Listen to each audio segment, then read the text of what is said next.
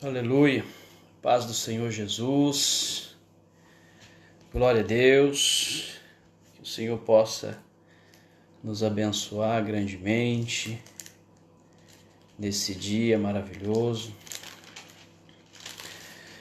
Santo és o teu nome, Senhor, a tua misericórdia que nos alcance nesse dia.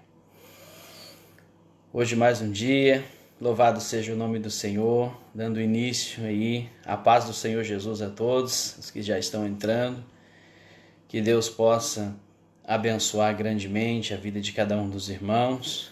Hoje está iniciando agora o sexto dia, o sexto dia dessa campanha maravilhosa aí que Deus colocou no coração dos irmãos.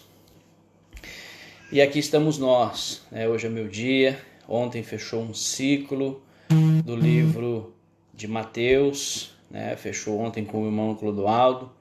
Hoje está fechando o ciclo da semana em mim, mas começando um outro livro, o Evangelho segundo Marcos. E hoje eu vou me ater no livro de Marcos, do capítulo 1 ao capítulo 6. Embora sabemos que o tempo não é suficiente para estarmos dando a explanação que a gente gostaria. Então, os irmãos estão cientes disso também. Eu creio que os irmãos têm feito aí a sua leitura, o seu devocional durante o dia. Então vamos nos ater aí uma breve explanação do que a palavra de Deus nos traz. Então, o livro de Marcos, ele basicamente é repetido no livro de Mateus e também no livro de Lucas. E o livro de Marcos, escrito pelo evangelista aí, João Marcos, que é o seu nome. O som tá bom? Se os irmãos puderem me dar um joinha aí, confirmando se o som tá bom, para mim saber. Amém? Amém. E o livro de Marcos, ele se repete no livro de Mateus, como foi dito. Então, na verdade, o livro de Marcos, o Evangelho segundo Marcos, foi o primeiro evangelho a ser escrito. É considerado pelos estudiosos o livro mais importante da história da humanidade, porque ele traz a história do nosso Senhor e Salvador, Então, antes de começarmos a adentrar nesse livro maravilhoso, eu gostaria de abrir com a oração. Vamos estar orando, pedindo a Deus o seu intermédio, o seu Espírito Santo que nos guie. Amém? Pai, graças te damos, ó Deus, por este momento maravilhoso na qual o Senhor nos concede de podermos estar diante da tua presença mais um dia, que o Senhor tem nos guardado até o presente momento. Obrigado, Senhor, pela tua presença, pelo teu Espírito Santo, pela vida dos irmãos que estão assistindo, pela vida dos irmãos que vão assistir. Que essa palavra, Senhor, seja a palavra de poder, de glória, de graça, assim como tem sido, Senhor, maravilhoso as outras mensagens que foram entregues pelos teus servos, que o Senhor usou cada um poderosamente. E hoje nós cremos, ó Deus, que não será diferente, que o Senhor abençoe cada alma, cada vida, cada família na qual estiverem assistindo depois esse vídeo, e que o Senhor possa abençoá-los grandiosamente. Amém?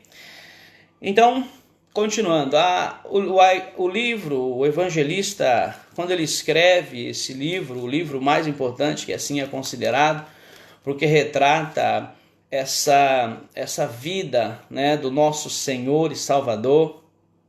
Mas nós precisamos, quando nós adentramos em um livro para fazer um estudo, nós precisamos primeiramente entender o contexto, a história do que se trata. Mesmo quando você vai fazer uma viagem ou um trabalho, nós precisamos entender no qual o enredo, de que maneira nós iremos fazer esse trabalho ou do que se trata o trabalho.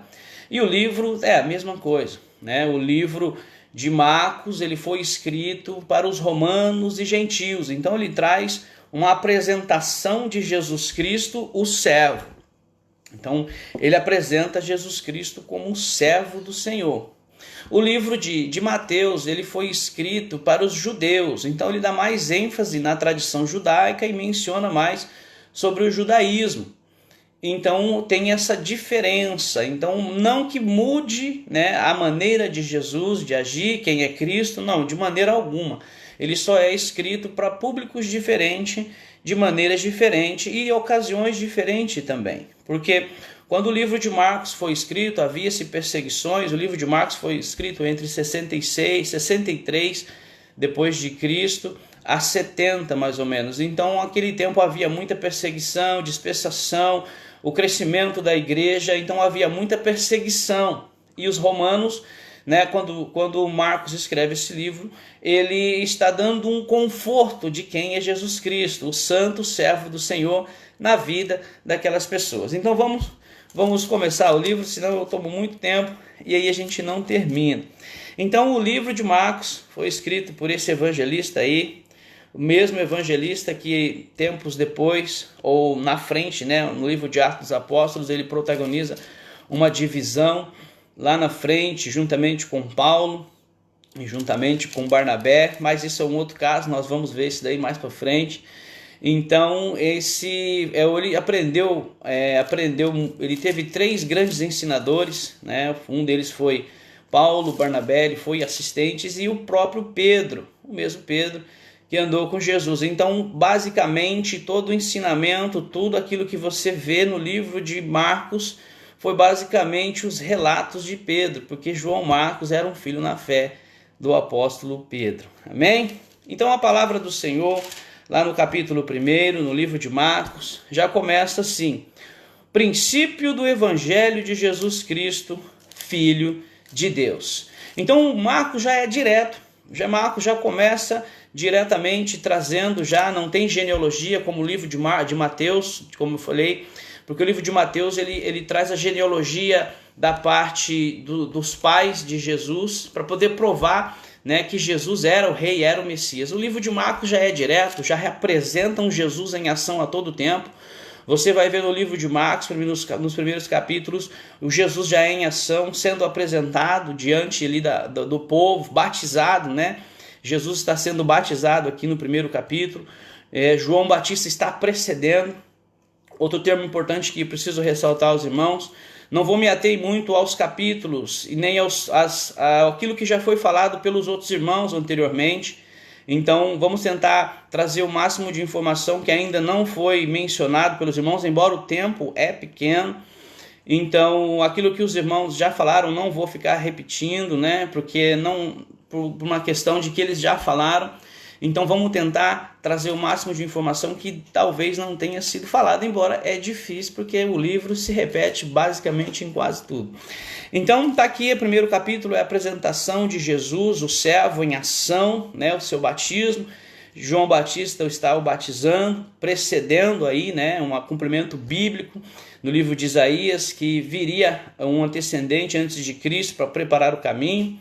Então está Jesus sendo batizado, dando início no seu ministério. Então começando aqui a preparação do ministério de Jesus Cristo. Já ali no mesmo capítulo 1, a partir do verso 12, está uma vitória, né? A primeira vitória sobre Satanás ali, porque Jesus é levado 40 dias para ser tentado no deserto, e ali tem a sua vitória sobre Satanás. No mesmo capítulo, verso 14 também, tem o ministério de Jesus na Galileia. Então vale lembrar que o Marcos vai retratar todos esses acontecimentos de Jesus em ordem cronológica dos acontecimentos, né? Marcos ele não mescla, ele não mistura. Então, à medida que os acontecimentos foram acontecendo, é o acontecimento cronológico de acordo com o livro de Marcos. Ele não foge da linhagem cronológica. Então, ele está de acordo com os acontecimentos, né? Então, está aqui o mistério de Jesus todo de Marcos foi somente na Galileia. Então, ele vai retratar tudo aquilo que aconteceu na Galileia. Então, está aqui Jesus prega na Galileia, né? Seu primeira pregação. Então, já mostram Jesus a todo momento fazendo, né? Servindo, porque de acordo com os romanos, eles tinham a tradição daquela de soldados, de ser prestativo. Então, Marcos, quando escreve o livro aos Romanos, ele está dando referência de que é um Jesus em ação, e o servo do Senhor Jesus é do mesmo padrão, daquele padrão de fazer e acontecer e avançar e sempre estar avante. Já no decorrer aqui, temos também no versículo, a partir do versículo 16, tem ali quando Jesus já começa a recrutar os seus primeiros 4 discípulos.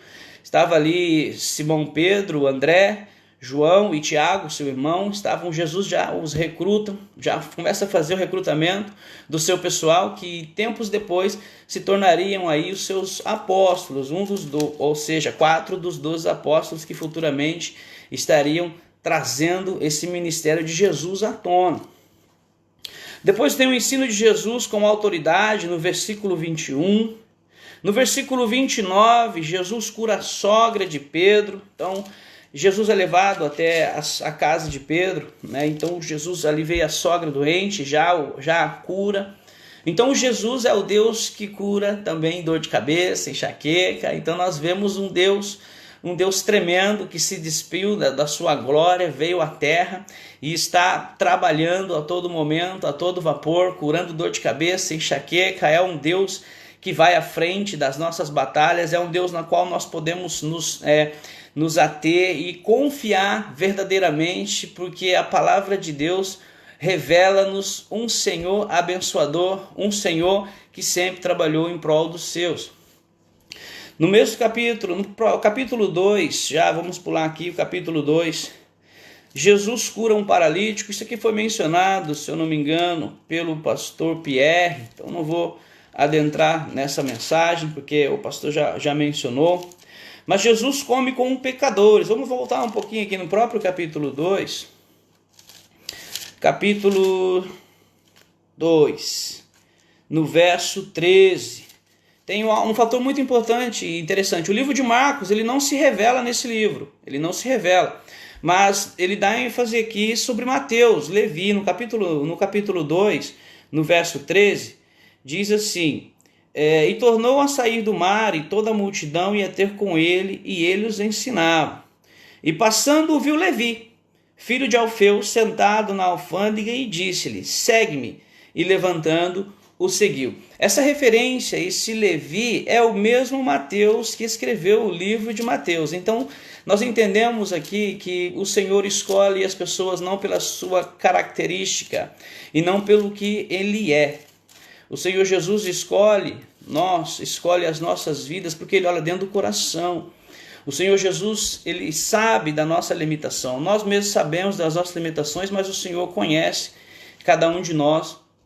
E quando Ele olha esse publicano, um coletor de impostos, judeu, que trabalhava para os romanos, os publicanos, vale lembrar, que naquele período de tempo eram pessoas odiadas, assim como prostitutas. Então, quando Mateus abandona o seu posicionamento de coletor de impostos e segue Jesus, ele não tinha mais opção de retorno, porque os romanos, ele tinha abandonado a sua função de coletor de impostos. Ele já era odiado pelos judeus, e agora ele ia seguir alguém que estava aí pregando, recrutando pessoas e aumentando cada dia mais o número de seguidores. Então, quando ele se despede, quando ele se deixa, quando ele continua seguindo, ele segue Cristo nessa nossa caminhada, nessa nova caminhada, ele tinha que ter o entendimento seguinte: se não der certo, eu não tenho para onde ir. Então, eu só tenho Cristo neste momento. Então, ele segue Cristo, ele vai juntamente com Jesus Cristo, e aqui começa o seu maior ministério majestoso, que é onde começou aí o princípio das escrituras do próprio livro de Mateus. Então esse Levi é conhecido como Mateus, o mesmo Mateus que escreveu o livro de Mateus, o evangelista Mateus. Um pouquinho à frente, capítulo 3, se não vai dar tempo, já passou aí um bom tempo. Jesus cura um homem da mão ressequida, ou seja, cura um homem que tinha uma mão torta e estava, vamos fazer a leitura bem breve. E outra vez entrou na sinagoga e estava ali um homem que tinha suas mãos mirradas e estava observando se o curaria no sábado para o acusarem. A maior preocupação, a maior perseguição dos judeus naquele tempo, porque Jesus era conhecido como o Senhor dos sábados, que a maioria dos milagres ele fez no sábado. Então os saduceus judeus estavam procurando uma maneira de tentar impedir o progresso, de uma maneira de tentar impedir que as coisas que Jesus fizesse não desse certo. E hoje o que mais acontece é todo tipo de situação tenta fazer com que você venha não a proferir, não continuar, né, em Cristo Jesus. Mas quando Jesus escolhe, quando Jesus está à frente, não há nada que possa parar-nos. E com o decorrer do capítulo 3, grandes multidões seguiam Jesus, a partir do verso 7. Grandes multidões seguiam Jesus, Jesus curava inúmeras pessoas. Tem um tema importante aqui no livro de Mateus, capítulo 4, que você não vai encontrar em outro evangelho, nem em Marcos, nem em Lucas, somente no livro de Mateus. No livro de Marcos, perdão, Mateus, é que eu estou com Mateus na cabeça, mas é o livro de Marcos. Então isso só vai encontrar no livro de Marcos, que está no capítulo 4. Mas depois eu volto, vamos continuar. No capítulo 5, Jesus ordena, né? Jesus começa o seu ministério sobre expulsando demônios, curando paralíticos, curando vidas, ensinando, falando do teu amor. E nós entendemos aqui que Jesus também cura uma filha de um centurião, cura a filha de um centurião. Jesus cura a mulher de fluxo de sangue e ressuscita uma menina, centurião não, ressuscita a menina. Foi falado já sobre a cura do fluxo de sangue, então vamos reter só aqui quando Jesus ressuscita essa menina. Diz assim a palavra de Deus, versículo 34. E ele disse, filha, não, perdão, um pouquinho para frente. Ele disse assim, e entrando, 39, e entrando disse-lhes, por que vos alvoroçais e chorais? As pessoas estavam lá fora já celebrando, né, digamos assim, um culto fúnebre, a morte dessa menina. Entretanto diz-lhe, por que alvoroçais e chorais? A menina não está morta, mas dorme. E riram-se dele, porque ele, tendo feito sair, tomou consigo o pai, a mãe da menina, e os que com ele estavam, e entrou onde a menina estava. E tomando a mão da menina, disse-lhe, Talita cumi, que traduzindo é, menina, a ti te digo, levanta-te. Então está aqui uma cura de uma menina, que segundo eles estavam acreditando que ela já estava morta, né? O Senhor Jesus é o Senhor dos milagres, é o Senhor da ação, é o Senhor que cura a dor de cabeça, que ressuscita a menina. Então Jesus estava dando todas as evidências de que ele era o servo, e é como está sendo apresentado no livro de Marcos. Jesus, o servo fiel, o servo do Senhor, aquele que veio para curar, para renovar, para restaurar, para trazer inúmeras bênçãos para o povo naquele tempo. Mas tinha essa dificuldade, tinha essa adversidade, que a perseguição sempre esteve aos pés. Tanto em todos os outros livros você vai ver a perseguição do princípio ao fim sobre Jesus Cristo. E voltando ali, um termo importante no livro, no capítulo 4 de Marcos, vamos lá, vamos passar aqui, capítulo 4, versículo 21, que fala sobre a candeia. No versículo 21 diz assim, e disse-lhes, vem porventura a candeia para ser posta debaixo do cesto ou debaixo da cama? Não lhe vem antes para que se colocar no velador, porque não há encoberto que não haja de ser manifesto, e há nada que se faz para ficar oculto para ser descoberto. Essa passagem ainda você encontra no livro de Mateus, mas a partir do verso 24 já não, e nem do verso 24 ao 26. Então Jesus está dizendo aqui, nós aprendemos, nós somos ensinados, nós somos instruídos do amor de Deus, do poderio do Senhor sobre as nossas vidas, quando nós aceitamos o Senhor como nosso Senhor e Salvador. Eu costumo dizer que nós ganhamos um novo direcionamento, nós entendemos que o Senhor Jesus ele tem uma maneira de trabalhar que nós não entendemos. A própria palavra de Deus nos traz isso. Então, quando nós dizemos que nós aceitamos o Senhor Jesus como Salvador, a palavra de Deus adentra em nosso coração, nós temos um estilo de vida. Então, o cristianismo é um estilo de vida, porque as mudanças são relativamente notadas pelas outras pessoas, o nosso comportamento muda, a nossa maneira de pensar muda, a nossa maneira de agir, de se relacionar muda. Então, isso acontece com o que essa palavra está dizendo. Quando nós nos tornamos luz, a nossa luz precisa brilhar, e o nosso comportamento e as nossas palavras e aquilo que nós tentamos transmitir para as outras pessoas precisa estar em comum acordo com a nossa maneira de viver.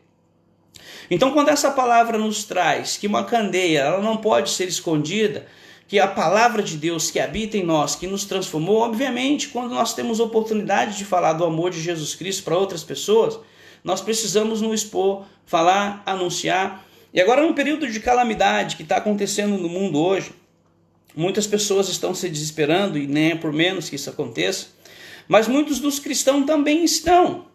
Aonde está essa luz? Aonde está esse Jesus sustentável que nos deu força, que nos ensina no livro de Marcos? Se eu e você entendemos verdadeiramente o propósito de que Jesus veio, e que Jesus veio sobre as nossas vidas, nos ensinou, nos derramou o seu Espírito Santo, não temos o que temer. Então, não estou dizendo que cristão não morre. Cristão morre sim, independente de guerra, de acidente de carro. Então, Jesus Cristo está vindo para as pessoas todos os dias. Na verdade, Jesus Cristo já está vindo desde o dia em que ele foi assunto ao céu. Porque todos os dias pessoas estão morrendo, todos os dias pessoas estão partindo deste mundo. Mas o que importa, ou a maneira que nós precisamos relacionar essas coisas, é de que maneira nós estamos indo para Cristo, ou podemos ir a Cristo. Então o nosso comportamento é o que vai dizer se eu vou ter condenação ou vida eterna. Então essa epidemia que está acontecendo, essa dissensão do mundo que está acontecendo no mundo afora hoje, faz a gente refletir cada vez mais de que maneira eu estou vivendo. Deus talvez esteja cobrando algo de nós. Qual é o meu comportamento em relação aos meus ensinos? Qual é os meus ensinos em relação à maneira de viver que eu expresso? Eu tenho vivido da maneira que eu gostaria, ou eu tenho vivido da maneira em que as minhas palavras bonitas talvez possam estar em contradição? Então o mundo hoje, até mesmo dentro do mundo cristão, as pessoas não estão perdendo o foco do verdadeiro Cristo que habita nas nossas vidas, do verdadeiro Cristo que veio para vencer, nos deu um ministério e muito em breve, a qualquer momento ou a qualquer hora, porque nós não sabemos o dia de amanhã, nós podemos partir e talvez o nosso ministério não alcance aquilo que nós pensamos em alcançar. Mas o que nós precisamos entender é que todos os dias, o Senhor Jesus está nos dando suporte, porque Ele disse que estaria conosco todos os dias até a consumação dos séculos. Então nós somos luz que precisamos brilhar. Vou continuar, senão fica muito... Já está acabando o meu tempo, só tenho 10 minutos. No próprio capítulo 4, versículo 25.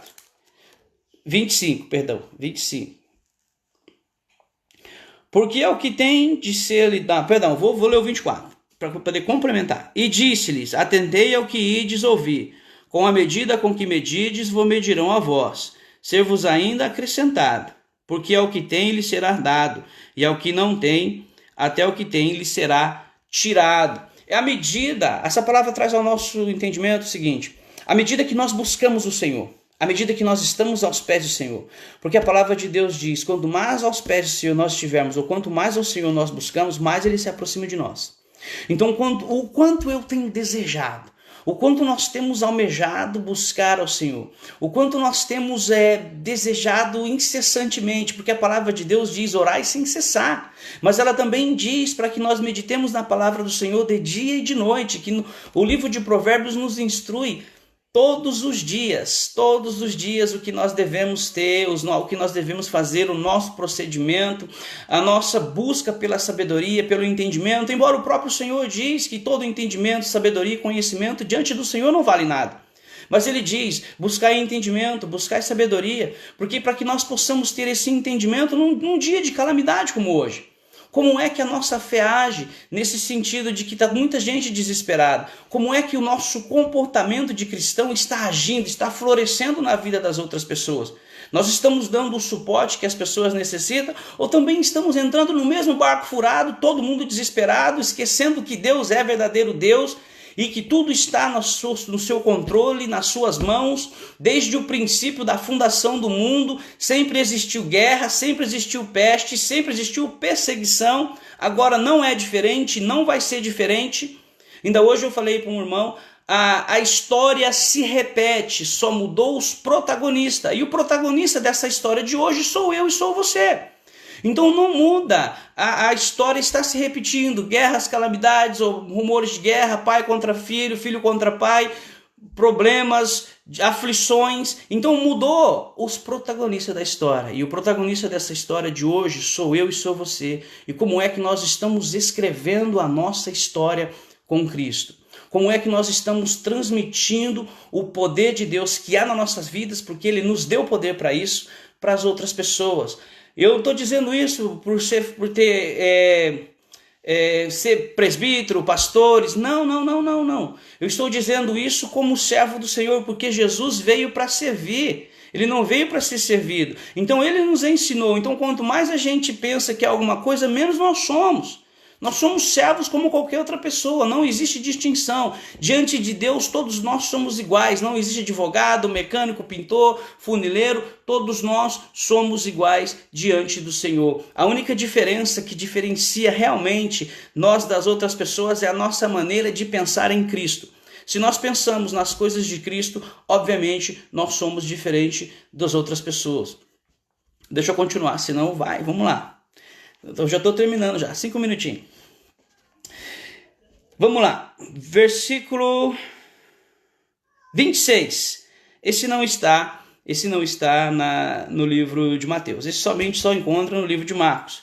E dizia: o reino de Deus é assim como um homem que lançasse a semente à terra, e dormisse e se levantasse de noite ou de dia, e a semente brotasse e crescesse, não sabendo ele como, porque a terra por si mesmo frutifica primeiro a erva, depois a espiga e por último o grão cheio da espiga. E quando já o fruto se mostra, mete-lhe logo a foice, porque está chegada a ceifa.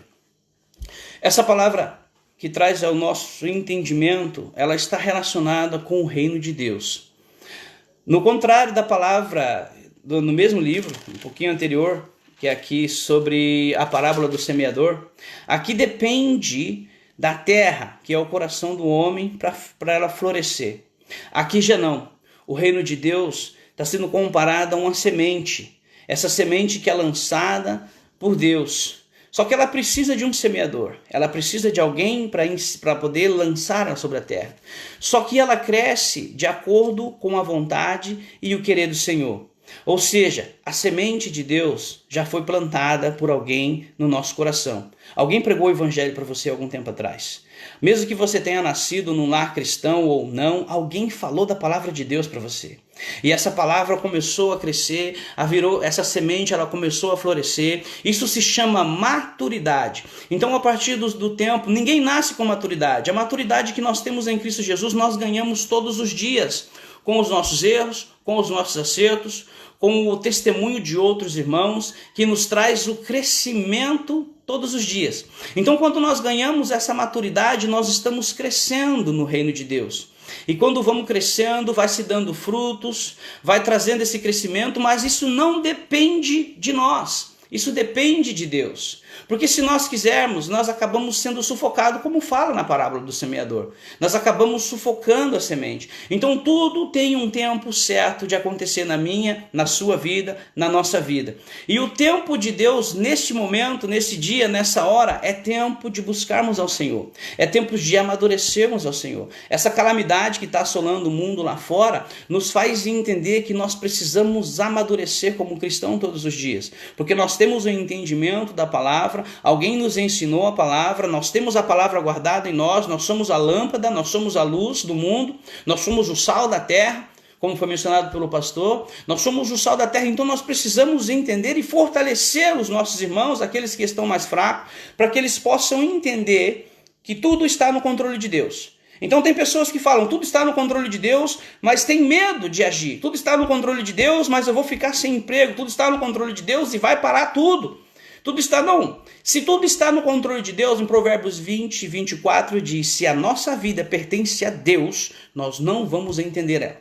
Nós não vamos entender. Em Eclesiastes fala, se nós não entendemos como se formam os ossos no ventre de uma mãe, nós não vamos entender o trabalhar do Senhor.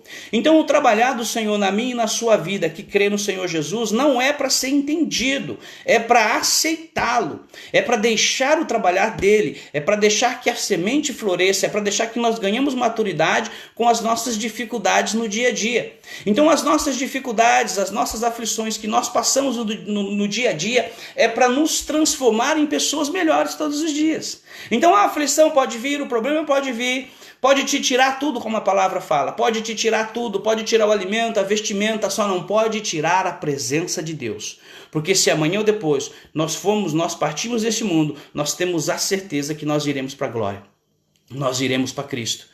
Então, quando nós entendemos o verdadeiro propósito do trabalhar do Senhor, da apresentação que Deus fez por si só ao mundo, nós entendemos que nós somos seguidores de um Cristo verdadeiro que reina para todo sempre.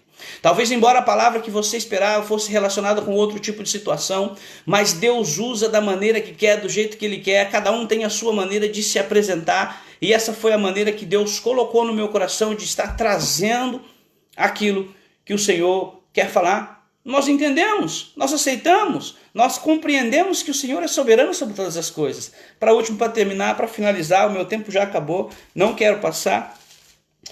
Aqui no versículo 30, diz assim, e aqui no mesmo capítulo 4, e assemelharemos o reino de Deus. E diz, aqui assemelharemos o reino de Deus, ou com que parábola representaremos, e como um grão de mostarda, que quando semeia na terra, é menor do que todas as sementes que há na terra. Mas tendo sido semeado, cresce e faz a maior de todas as hortaliças, e cria grandes ramos, de tal maneira que as aves do céu podem aninhar-se debaixo da sua sombra. Um grão de mostarda ele tem menos de 1 milímetro de espessura, de tamanho, e se torna uma árvore aproximadamente de 5 metros de altura. Jesus está dizendo sobre o reino de Deus. O reino de Deus começou quando Jesus veio à terra, nasceu, cresceu, se multiplicou, e depois teve aí perseguições, e ele está relacionando com isso, comigo e com você. Nós não temos nada para oferecer para ninguém. Não adianta, como eu já disse, nós somos todos iguais diante do Senhor. Mas a maneira como Deus trabalha na vida das pessoas, e ele enxerga o coração, que foi assim com o rei Davi, quando Samuel viu os outros irmãos de Davi, viu que eram homens frondosos, bonitos e tal, e poderiam se tornar reis, mas Deus falou, não, eu olho o coração. Então quando as pessoas olham para nós com os olhos carnais, ele não vê nada. Mas Deus vê algo que pode transformar cada dia mais. Assim como a maturidade que nós ganhamos todos os dias, também é o nosso crescimento todos os dias diante do Senhor. A nossa intimidade não pode ser medida, mas a nossa intimidade com Deus, ela cresce a cada dia mais, e Deus começa a se revelar a cada dia mais, e nós vamos sendo transformados de glória em glória, e todos os dias o Senhor vem e traz uma palavra diferente, um crescimento diferente, mas tudo isso depende de como eu e você abrimos o nosso coração para a palavra. Como eu e você entendemos o trabalhar do Senhor nas nossas vidas. Como eu e você não olhamos para quem está ministrando, mas o que é que está sendo transferido para que possa ter crescimento na nossa vida. Porque quando nós olhamos para o homem é falho, o homem erra, mas quando nós olhamos o que Deus pode fazer na vida do homem, olhando para as pessoas através do olhar de Jesus Cristo, nós vemos que verdadeiramente o Senhor faz coisas extraordinárias. E o reino de Deus começou assim, como uma semente, como um Senhor Jesus que se despiu da sua glória e desceu ao mundo, foi perseguido, nasceu numa manjedoura, foi tentado à morte, o rei tentou matá-lo, ele fugiu, ele cresceu, desenvolveu, tornou-se adulto, foi perseguido, operou milagres, ensinou, pregou, falou, cresceu, foi crescendo. Depois a princípio ele escolheu 4, depois se tornou 12, depois 120, depois 250, depois 3.500 e depois ninguém nunca mais parou o reino de Deus. E nem vai, não é epidemia, não é guerra, não é crise, nada pode parar o reino de Deus. E hoje, 2.000 anos depois, aproximadamente, bem mais que 2.000 anos depois, estamos nós aqui falando desse esse maravilhoso reino de Deus que começou como uma sementinha de mostarda e cada dia cresce, cresce, cresce. Se depender de mim e de você, vai crescer ainda mais, porque não é a epidemia que vai nos parar, não é nada que vai nos parar, porque nada pode parar a verdade que está em Cristo Jesus, o nosso Senhor e Salvador. Que Deus abençoe grandemente os amados irmãos. Eu sei que eu passei um pouquinho aí, não dá para ver quanto tempo se foi, mas essa é a palavra, poderia continuar, mas o meu tempo já se foi. E eu creio que o Senhor Jesus tem maneiras diferentes de trabalhar na vida de cada um de nós. O nosso desejo, o nosso querer é que todos nós podemos ser transformados todos os dias. Ninguém é melhor do que ninguém, somos todos iguais diante do Senhor. E eu confesso que quanto mais a gente fala de Deus, mais nos dá vontade, desejo e querer de falar. Embora somos falhos, somos pecadores, somos errôneos, mas não podemos usar isso como desculpa para viver uma vida em pecado. Todos os dias nós precisamos nos reter, refletir sobre o nosso comportamento, sobre a nossa atitude. Será que o que eu falo condiz com o que eu prego? Será que a minha maneira de comportamento é verdadeiramente um comportamento de cristão? Então precisamos ter esse refrigério, essa reflexão todos os dias em nossas vidas. Eu fico por aqui. Amanhã tem mais. Em nome de Jesus, Deus estará usando os irmãos poderosamente. E eu creio que dias de bênção têm sido para nossas vidas, para a vida de todos nós. E não vai ser diferente. Continue acompanhando, continue glorificando ao Senhor. O bom de não dar tempo do ensino desses livros é porque vai despertar em cada um de vocês o desejo de querer mais, de querer aprender mais, de querer buscar. E daí tem uma possível eventualidade de nós estarmos transmitindo esse estudo com mais ênfase. Eu creio que isso é propício e Deus trabalha da maneira que Ele quer, do jeito que Ele quer. Em nome de Jesus, eu vou encerrar agora, vamos fazer a oração e espero que Deus tenha falado poderosamente e grandiosamente na vida de cada um dos irmãos. Amém? Pai, graças te damos, ó Deus, por este momento maravilhoso que o Senhor nos concedeu. Embora, Senhor, queríamos falar muito mais, mas o Senhor sabe, o Senhor entende cada um, a vida de cada um dos teus servos, e que o Senhor esteja abençoando, Senhor, grandemente, livrando, lhe dando entendimento, fazendo com que ele cresça em maturidade, para que todos eles, ó Senhor, assim como eu, como a minha casa, e todos aqueles, ó Deus, que estão assistindo esse vídeo, que o Senhor possa abençoá-los, trazendo a eles o entendimento do seu trabalhar, e que eles possam entender o verdadeiro significado da vida de cada um deles, e que o Senhor possa usá-los poderosamente, em nome de Jesus. Que Deus abençoe grandemente, meu amado irmão, minha amada irmã, aonde você estiver assistindo esse vídeo, que a palavra de Deus venha fluir e venha florescer na sua vida, em nome de Jesus. Um abraço, Deus abençoe.